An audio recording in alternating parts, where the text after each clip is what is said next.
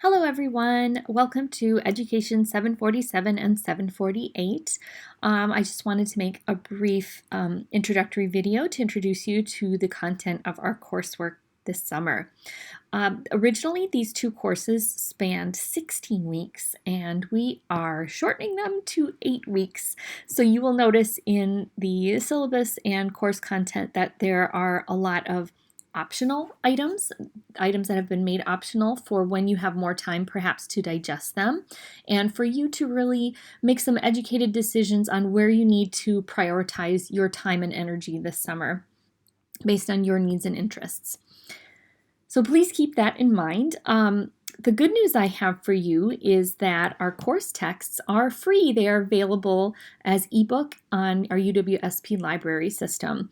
Everything you read for this course will be linked and available for digital consumption. However, if you are like me and you're a person that likes things printed out in hard copy so that you can highlight and mark it up, please feel free to order and order these books for yourself so you have them available over the summer.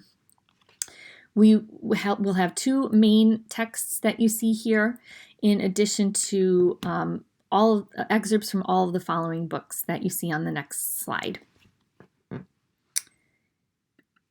The main meat and potatoes of our coursework are four main components. First, we will have a pre-assessment and goal setting form that you will need to complete just to really guide our thinking about your personal and professional goals through this course and how I can help you reach those.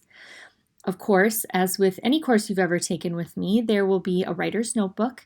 You will be required to make 4 weekly entries for 747 that reflect on the readings, your major takeaways and connections and reflections. I will also provide some questions to help guide your thinking, but I don't need you to directly respond to those questions. They're more to just jog your mind.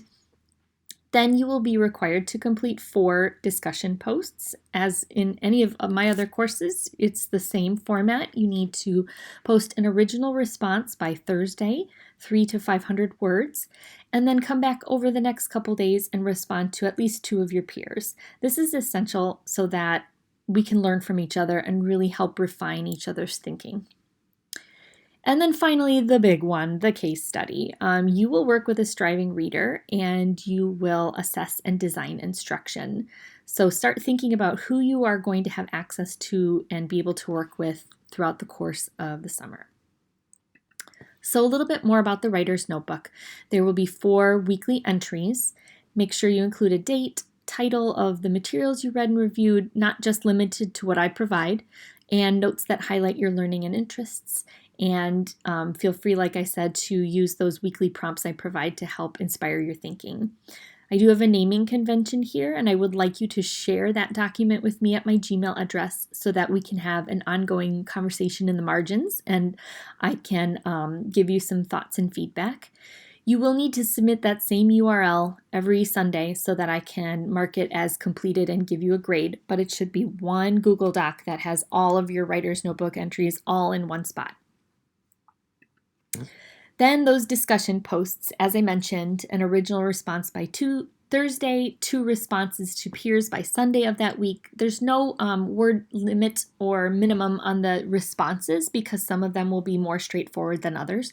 But being able to read what your peers are thinking and saying is going to really expand your thinking. 4 posts again, 10 points each for 40 points. Then that big case study project. So as I mentioned, you're going to choose a student who is experiencing reading difficulties. For 747, you need to have 2 to 3 hours with them over the course of the 3 weeks. You will be required to administer 5 assessment measures. I'm really going to encourage you to lean on your learning from previous coursework and perhaps use the QRI-6 or another informal reading inventory or running record of some form. You will have to describe your findings from all 5 assessments, make some conclusions, and propose instructional goals. When you continue into 748 and you move in toward instruction with that student, you will base it off of your findings from 747. So speaking of that practicum, those of you continuing with us throughout the summer for 748, The case study is continuing to work with that student for 10 instructional hours. Now, we only have 4 weeks for 748. Used to be an 8-week course, so you might have to get creative in how you fit in those 10 instructional hours. You'll have to schedule that as your time allows and as the student's attention span allows. Those of you seeking special education certification add-on and Fort Alternative portfolio, you will also need to provide 3 recorded lessons for coaching and feedback. I open that up to anyone in this course who would like to provide recorded lessons for coaching and feedback. However, it's required for those students pursuing that route. Our practicum coursework for 748 has 5 major components. First, you need to submit 5 lesson plans for 5 sessions of instruction. Then, reflection number 1 is after those first 5 hours of instruction. You will have a mid-practicum reflection after 10 hours of instruction.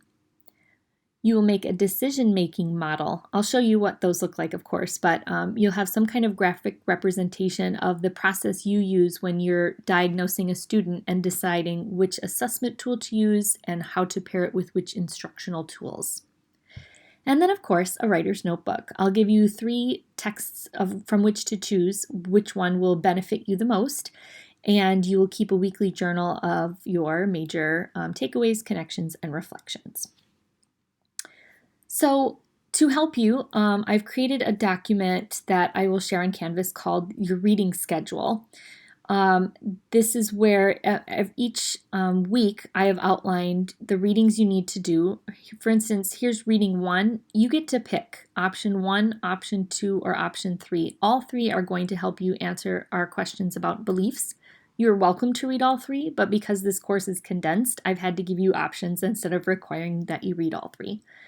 There will often be videos, and I will often invite you to review your skills as needed.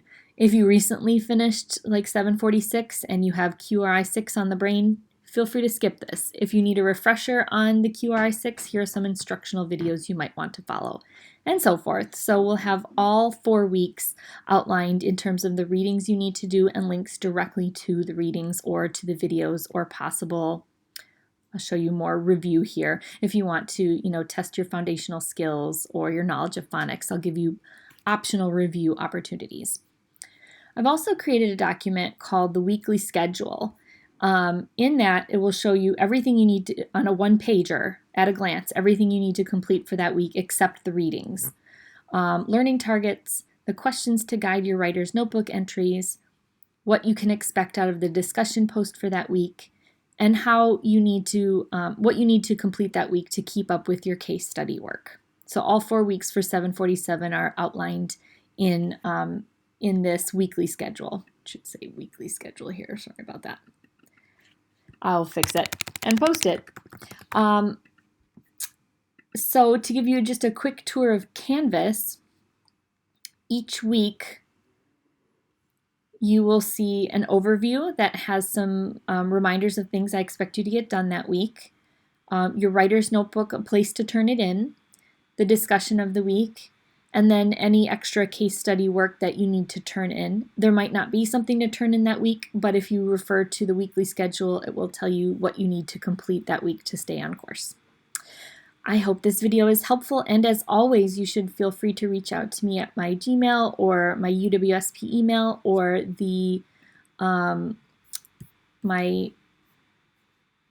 I will make sure that my cell phone is provided in the syllabus. You can call me anytime. All right, looking forward to working with you this summer.